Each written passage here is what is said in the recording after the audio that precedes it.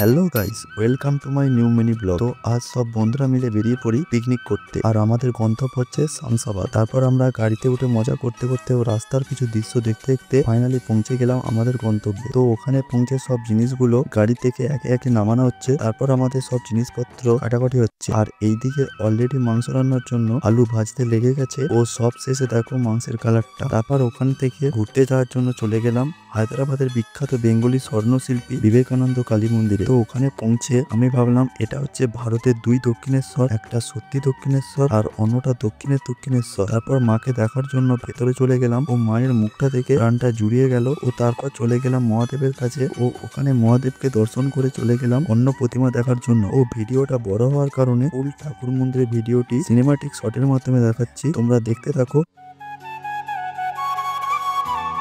আর কে কে এখানে এসেছো কমেন্টে অবশ্যই জানাবে। তো আজ টাটা।